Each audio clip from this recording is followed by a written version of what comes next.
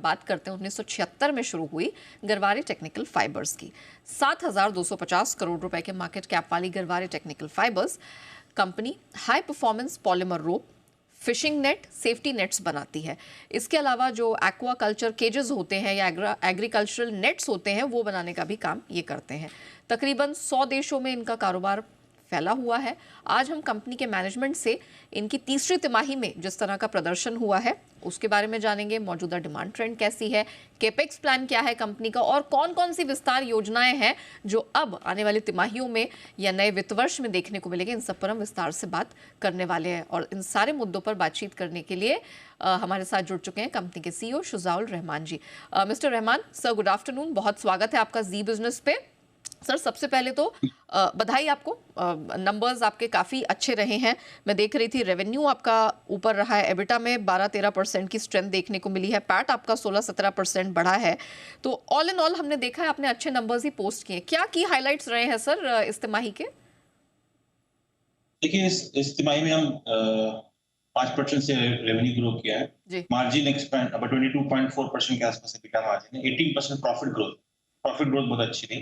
देखिए, हमारे 2-3 बड़े बिजनेसेस में हमारा सेगमेंट में अच्छा परफॉर्मेंस रहा। जियोसिंथेटिक्स ने बहुत अच्छा किया है, तो इंडिया में भी और बाहर भी वो उसने हमको हेल्प किया बिजनेस से। एक्वाकल्चर सेगमेंट हमारा बहुत अच्छा रहा, उसका ऑर्डर पोजीशन भी अच्छा है। नॉर्वे में हमें काफ़ी कस्टमर में एक्सेस मिली है। नॉर्वे में हम अभी तक एक डिस्ट्रीब्यूटर के साथ काम करते थे।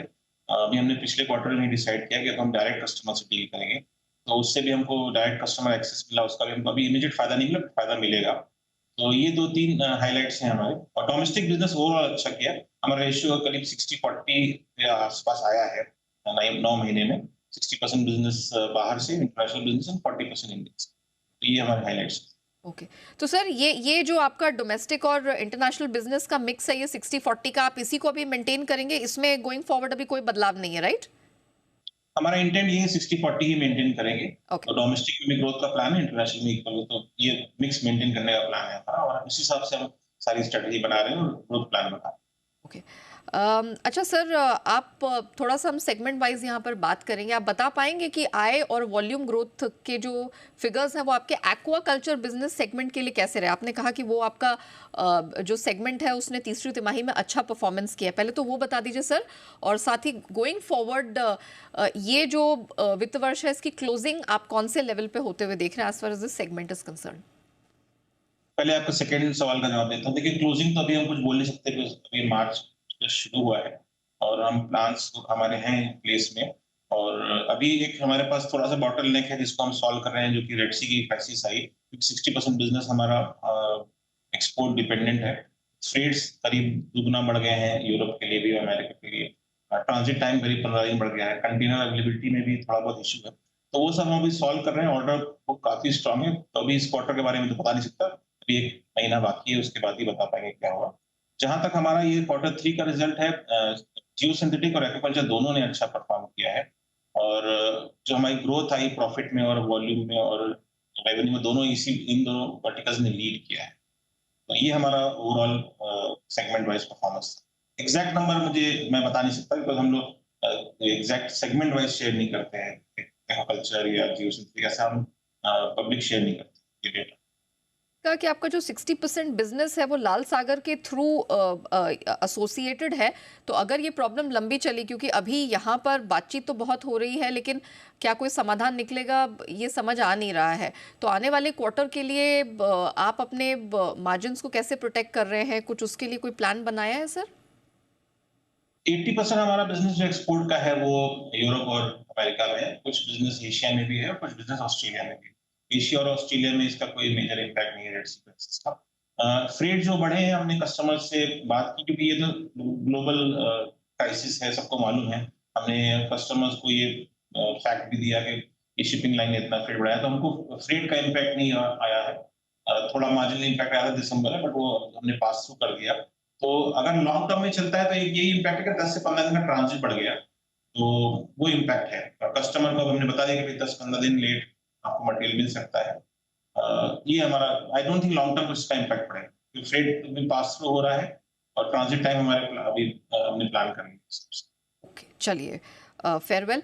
अच्छा सर, गवर्नमेंट अब हम देख रहे हैं फिशरीज में, एक्वाकल्चर में काफ़ी फोकस कर रही है, और जो प्रधानमंत्री मत्स्य संपदा योजना है उसके तहत 6,000 करोड़ के निवेश का एक आउटले तैयार किया अगले 4 साल के लिए।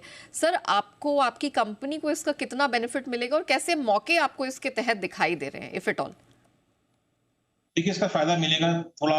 जो 6,000 करोड़ है उसमें काफ़ी इन्वेस्टमेंट इंफ्रास्ट्रक्चर में होगा। जो हमारे लैंडिंग पोर्ट्स होते हैं, जहाँ पर फिशिंग बेसेस होते हैं, वहाँ पे इंफ्रा इम्प्रूव हो जाएगा, तो ओवरऑल इससे फ़ायदा मिलेगा। मरीन एक्वाकल्चर में भी इंडिया में अभी काफ़ी स्कोप है, काफ़ी बड़ा कोस्ट लाइन है हमारा, और मरीन एक्वाकल्चर इंडिया में नहीं है। इसके लिए हम कोशिश कर रहे हैं, गवर्नमेंट से बात चल रही है कि इसको कैसे हम आगे बढ़ा सकते हैं, क्योंकि इस कोस्ट लाइन को यूज़ कर सकते हैं। और जो फिशरीज़ के लिए जो स्कीम आएगी, कुछ स्कीम गुजरात में भी अनाउंस होने वाली है, उसका हमको डायरेक्ट फ़ायदा मिलेगा। तो ओवरऑल ये पॉज़िटिव न्यूज़ है हमारे लिए, गवर्नमेंट ऑफ इंडिया और मिस्टर मोदी का जो इन्वेस्टमेंट प्लान है फिशरीज़ और aquaculture. Sir, going forward margin trend कैसा दिख रहा है, और ये जो रफ्तार है ये सस्टेनेबल है? देखिए, इसका रीज़न ये है कि हमने काफ़ी फ़ोकस किया है, जो हमारा नॉन वैल्यूएटेड प्रोडक्ट्स था, नॉन वैप जिसे बोलते हैं, जिसका मार्जिन कम था, उसको हमने कन्वर्ट किया है वैप में। हमारी कंपनी इनोवेशन बहुत फ़ोकस करती है, 94 पेटेंट्स ऑलरेडी अप्लाइड हो चुके हैं। तो हमारा एम ये रहता है कि कस्टमर को अच्छे प्रोडक्ट देके उसको वैल्यू बेनिफिट दिया जाए और कस्टमर को अपग्रेड करें।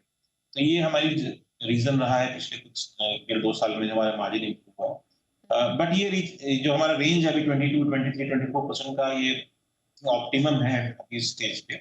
ओके। इससे ज़्यादा उम्मीद अभी नहीं है, बट अब क्योंकि हम ऑलरेडी 80% वैप पे पहुँच चुके हैं, वैल्यूएटेड 75-80%। सो ये हमारा ऑप्टिमम रेंज है, बट हमारा कोशिश रहेगी कि ओवरऑल कस्टमर को और यूनिक प्रोडक्ट्स दें और इनोवेटिव प्रोडक्ट्स दें, ताकि हमारा बिज़नेस ग्रो हो, मार्केट शेयर ग्रो और हमारा ओवरऑल वॉल्यूम और वैल्यू ग्रो। तो अच्छा। वो एम है, बट रेंज एबिटा का मोटा-मोटा इतना ही रहेगा। ओके सर, आपने कुछ प्रोडक्ट्स की बात की, तो मेरा अगला सवाल यही था कि कोई नए प्रोडक्ट लॉन्च करने की तैयारी है सर? कोई सॉल्यूशंस हैं केटरिंग टू एक्वाकल्चर इंडस्ट्री? कुछ इरादा है इस वित्त वर्ष में जो हमें देखने को मिलेगा ऐसा? हाँ, तो कुछ प्रोडक्ट्स हैं जो कि ऑलरेडी मार्केट में हैं, जो कि चिले में और नॉर्वे में और स्कॉटलैंड में बहुत अच्छा कर रहे हैं।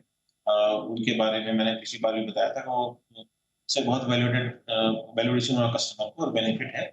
एक world first in connected net हमने ट्रायल किया है चिले में, जो कि पूरा कनेक्टेड है। अगर कोई ब्रेकेज होता है या उसमें इश्यू होता है तो ऑटोमेटिक ईमेल और व्हाट्सएप मैसेज भेजता है, कनेक्टेड है उस सिस्टम से।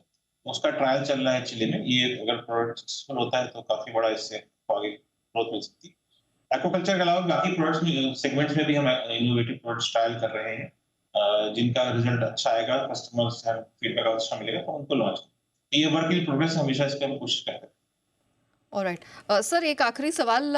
इससे पहले भी जब बातचीत हुई थी तो कंपनी ने बताया था कि नॉन सैल्मन स्पीसीज है, उस तरफ कंपनी के एक्सपैंड करने का इरादा है। सर, क्या अपडेट है उसको लेकर, और कैपेक्स प्लान क्या है सर गोइंग अहेड?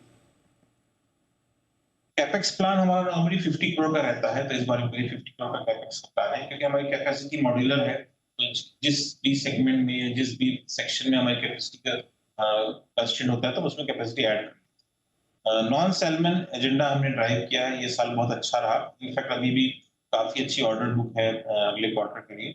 और हमको ये जो ऑर्डर्स आ रहे हैं, ये अफ्रीका में कुछ कुछ कई कंट्रीज से आ रहे हैं, एशिया में आ रहे हैं, मिडल ईस्ट से आ रहे हैं, लैटिन अमेरिका से आ रहे हैं। तो ये क्योंकि आपको मालूम होगा कि ओवरऑल प्रोटीन रिक्वायरमेंट, फिश की रिक्वायरमेंट ग्रो कर रही है। करेक्ट। करीब करीब 1% पर कैपिटा कंजम्पशन इंक्रीज हो रहा है पॉपुलेशन ग्रो का। और ट्रॉलिंग या कैप्चर्ड फिशरीज ज्यादा ग्रो नहीं करेगी। एक्वाकल्चर से ही ओवरऑल ग्रोथ आएगी। सैल्मन एक्वाकल्चर कुछ कंट्रीज में हो सकता है, बाकी कंट्रीज में जैसे अदर स्पीसीज में सी बास, सी ग्रीन, तिलापिया, ये सब की फार्मिंग अदर कंट्रीज में हो रही है। तो हमारा ऑलमोस्ट 10 से 12 नए कंट्रीज से ऑर्डर्स आए हैं अच्छा। इस सेगमेंट में, और काफी एफर्ट लगा रहे हैं। अगले साल भी हम इस पे काफी फोकस करेंगे, रिजल्ट काफी positive. Alright Rahman sir, thank you so much हमारे साथ जुड़ने के लिए, और इतने विस्तार से ना सिर्फ Q3 नंबर्स बल्कि आगे के प्लान्स भी दर्शकों के साथ साझा करने के लिए आपका बहुत बहुत धन्यवाद। थैंक इसके यू। साथ शो को हम यहीं रैप अप करते हैं, लेकिन बने रहिएगा जी बिजनेस के साथ। ब्रेक के उस पार भी खबरों का सिलसिला जारी रहेगा।